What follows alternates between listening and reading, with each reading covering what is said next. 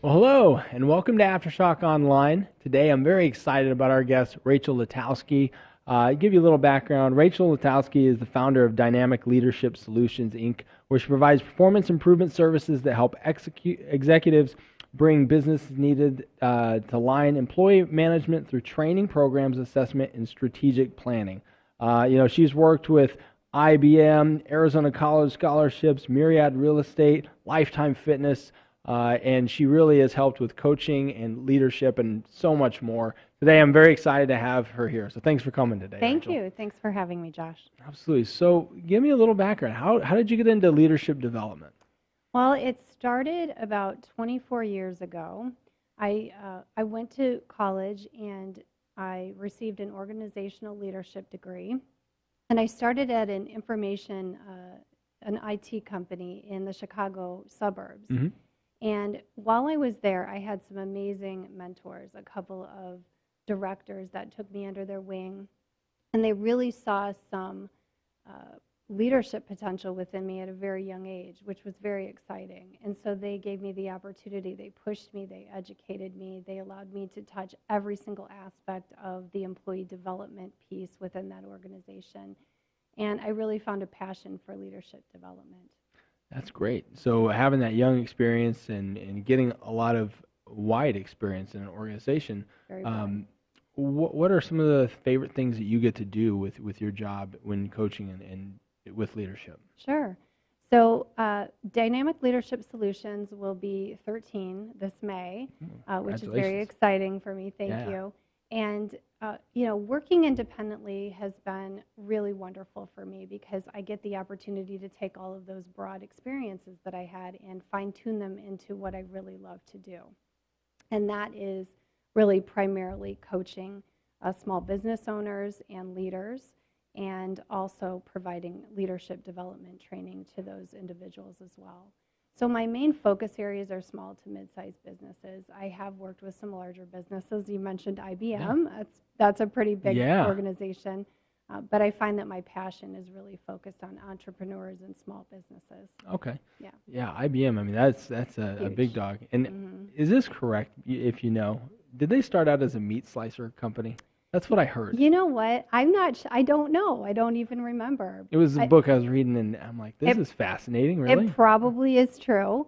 And in IBM, when you work as a consultant, there are thousands of consultants. Mm-hmm. So I worked with one specific division, which was a very exciting experience for sure. But I'll have to look that up. Yeah. That's interesting. So, in a corporate gig like that, you come into a group. Like, what does that look like? How do you structure your meetings, or what is your function there?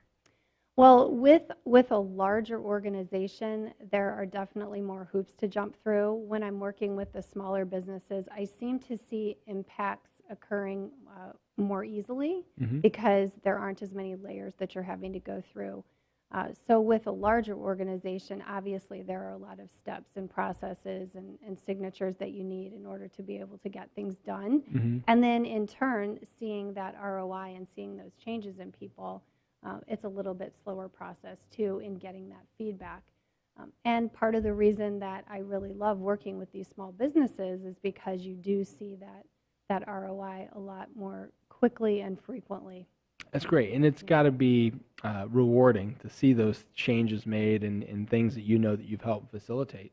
Definitely. Give me a couple of client stories, like one client story of someone that you came in, they had a very specific need, and you went in and orchestrated that, and then what was the end result from that? Sure. I have a few really great stories, and the reason that I've chosen my career path is because I love to help people. I love to see their personal development, their professional development. I love to see them succeed when they have a goal to move up in an organization. So one of the recent projects that I worked on was a local company in Phoenix, and they have about 800 employees. And they had a group of managers that they considered high potential. So in my line of work, we call them HIPOs, H-I-P-O, they're high potentials. So they have some great management skills, but they're actually looking to develop their leadership skills so that they can move them up and promote them in the organization. So 2 years ago, we started the program, and it was a leadership development program for these 19 individuals. and they went through the program. It took about a year and 3 months to get them through the entire program because of the way that we structured it. There were follow-ups and coaching that was also included along with that in classroom time. And through the feedback that I've received, some of those individuals have been promoted currently, and I'm also continuing to work with a couple of those individuals on moving them into more senior leadership roles. So it's pretty exciting to be able to go back and see where they started and where they're at this point in time. That's amazing.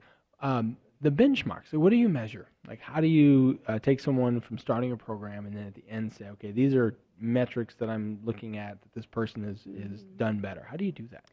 So it depends on the situation, but in that particular situation, we use an assessment. And I use assessments in a lot of my practice, whether it's coaching or whether it's training. And we're actually looking at, skill sets, or we're taking interviews from senior leaders and people that work very closely with them. We call that a 360 team for those individuals. And then we're able to, throughout the process, get some numbers, because in my business, people, they want ROI, and sometimes behavioral change, it's very difficult to measure that. But we try to attach a number to it, so we have a scoring system that we can use to make sure that they're getting, some data that actually has numbers attached to it, as opposed to just someone saying, oh yes, well, they're communicating better or they're leading better. We're able to kind of measure that. That's amazing. Yeah. Anytime a business can see an ROI from efforts like that, when you're working on someone's, soft skills or their leadership skills, is huge. Because in your business, you also deal with people when things aren't going as well, or not necessarily looking to groom people for promotion, but maybe a fire's happening or partners are fighting, or so tell me a couple of stories where you've been able to step in, maybe referee a little bit, and get everything back to normal. So normally what happens is I am approached when a company is in pain. There's some type of pain. There's a struggle with employees typically. Perhaps they're not producing the way that they should, or they're not doing the things that they're supposed to do to help move their department forward or the organization forward. And so it's not always easy. In fact, most of the time, most of my projects are a lot of struggle. So it's kind of trying to move mountains and then rocks and boulders and things like that. So one example is a current client, and we're working through the process of helping them realize that what they felt that their support mechanism is not actually working for the staff. And so we're trying to find ways that they can be supportive in their roles, but also utilize my services and assistance in coaching and in training to amp up their professional development skills. So it doesn't always go well. The last meeting we had, there was a lot of tension in the room and a lot of frustration from both sides. But I truly feel like we can move through that. This is what I do. I joke it isn't my first rodeo. So it's really important for people to understand that even though you're feeling like this isn't working or this isn't successful, we are making changes. And sometimes changes don't go in a perfect line. Sometimes we have to take steps back. Sometimes we fall. But we always have to get up and make sure that we're moving forward. So that is definitely one example. That's great. And I'll bet you every day is a little different in your world, because you're dealing with people. What are some of the skills that you find yourself, like what are some of the leadership skills that you work with someone, and what's an example of how you help them with that? Sure.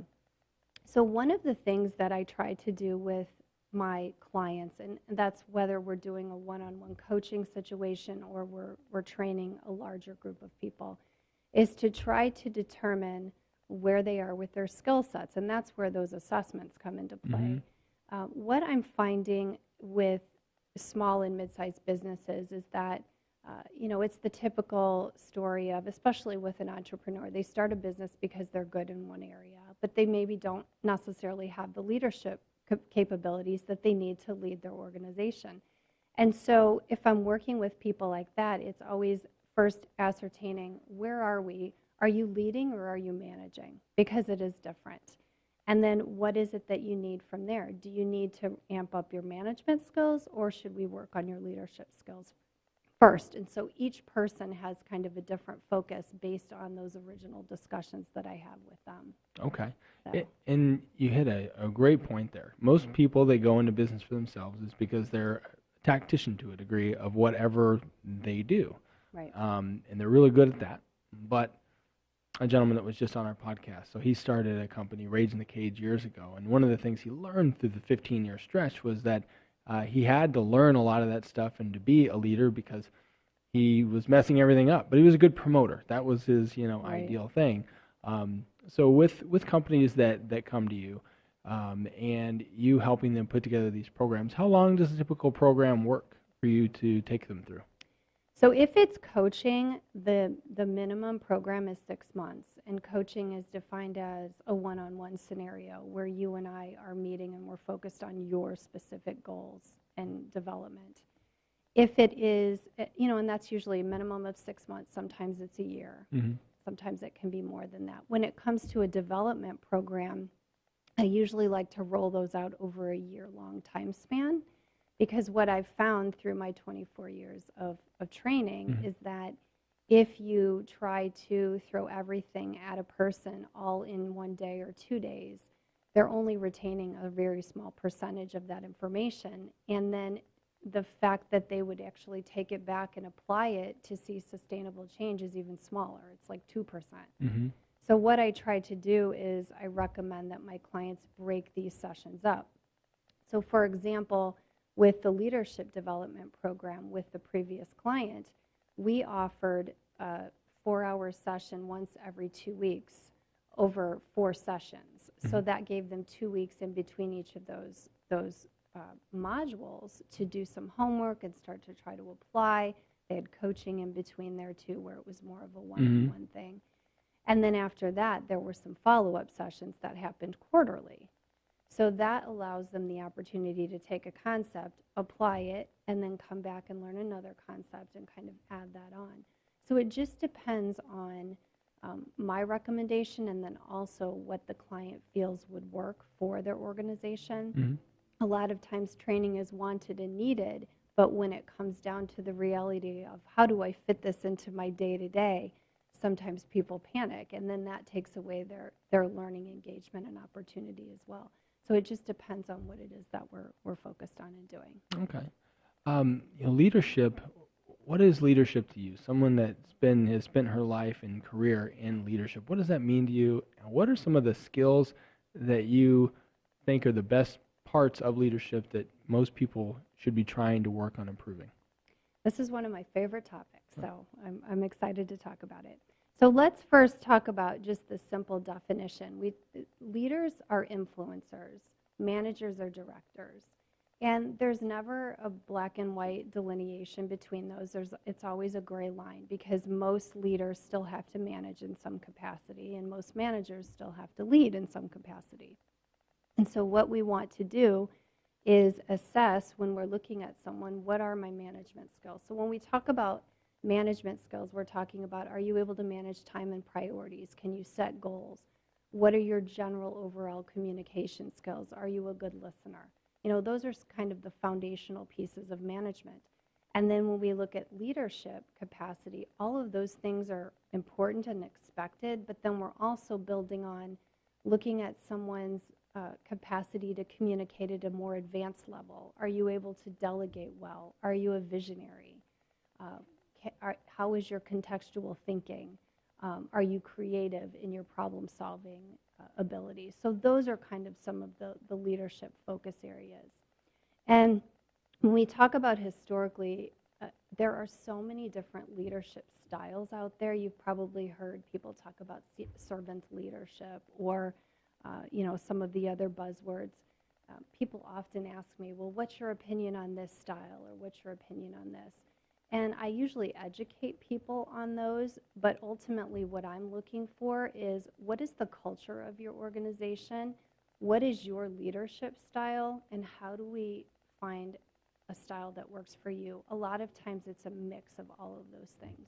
Yeah, and I guess in my head I think you might have a group of millennials that's going to have a culture, and then you might have a group of ex-military. And if they're different companies, would you say that the leadership's going to be completely different? Very different, absolutely. And so for me to come in and say, I'm going to focus on servant leadership or I'm going to focus on democratic leadership, I can't do that until I actually learn what is your culture and then what is your natural style.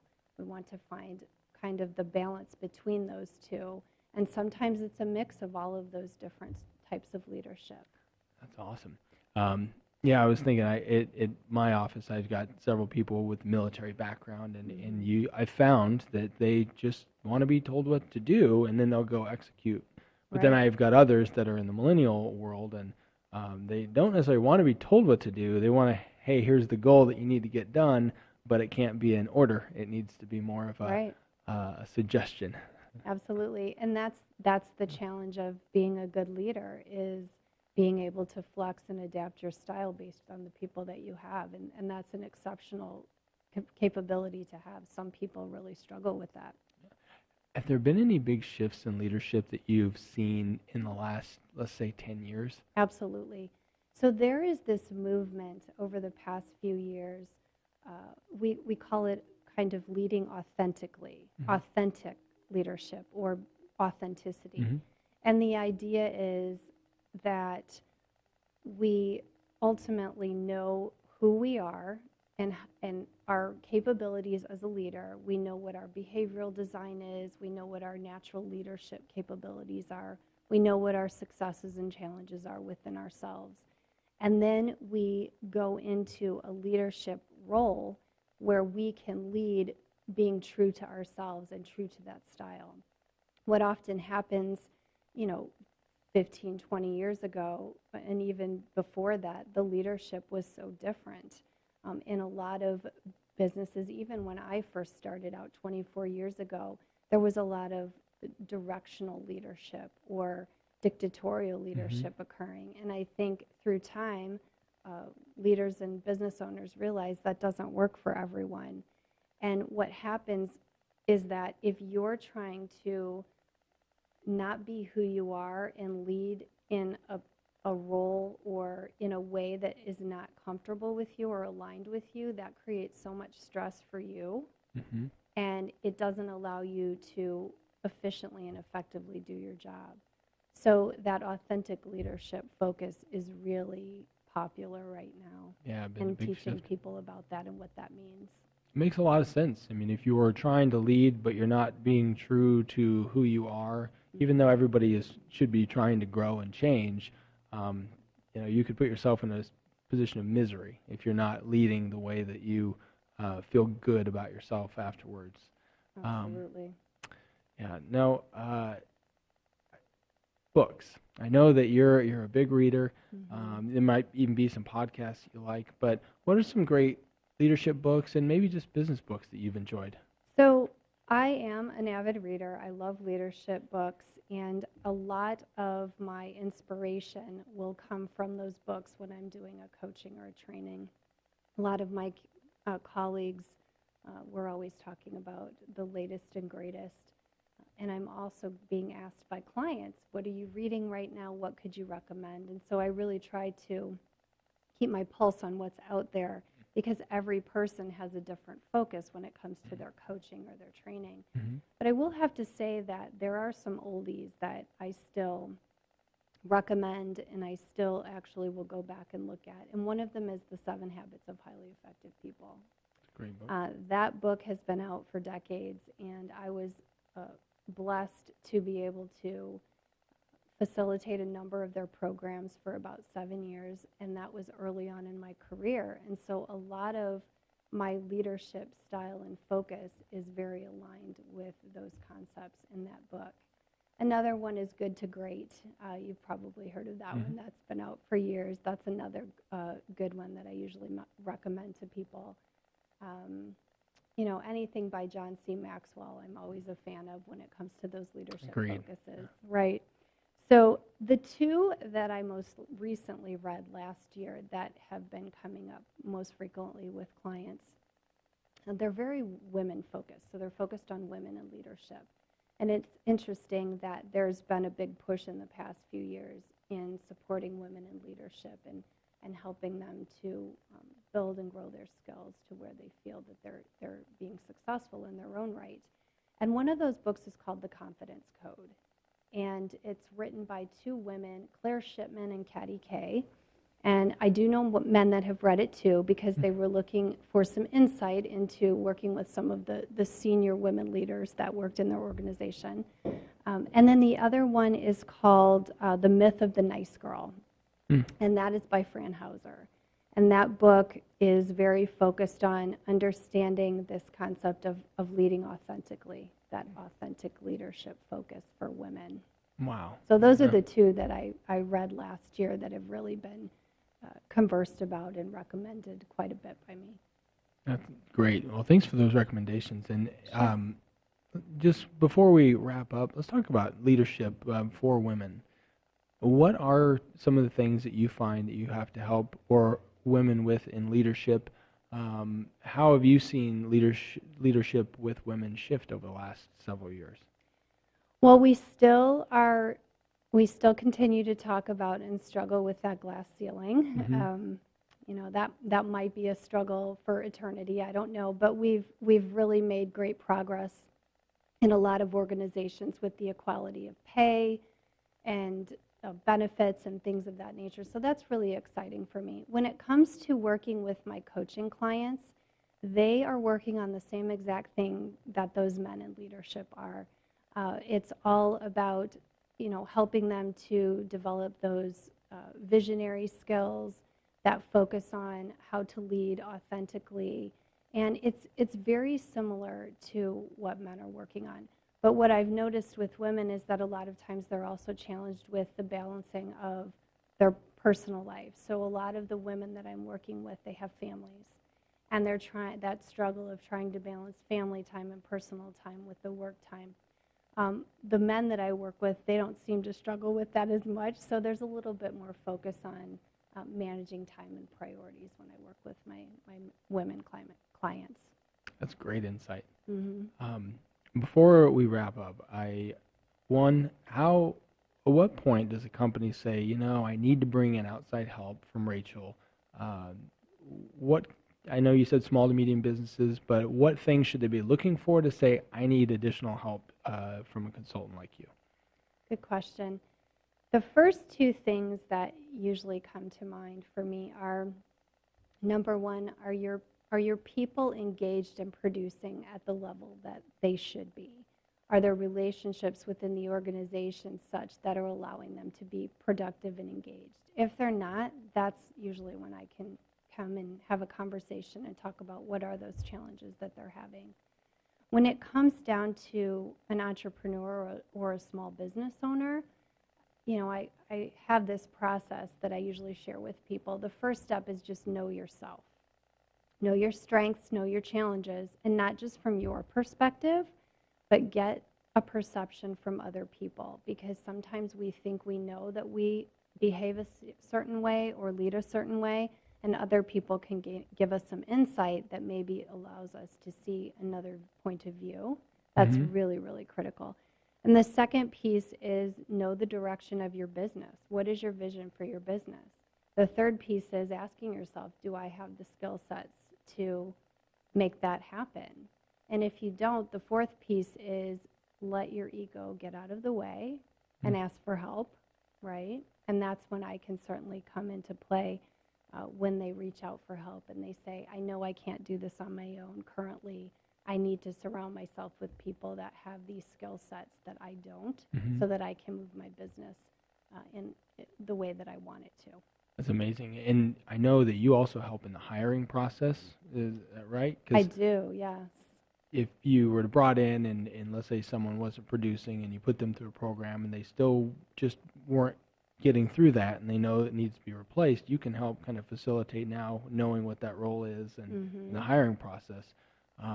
Talk a little bit about that, because I don't think we touched much on we that didn't, piece of it. No. So my role in assisting with the hiring process is utilizing a job match process and then assessments to ensure that you're getting the right people in the door in the first place.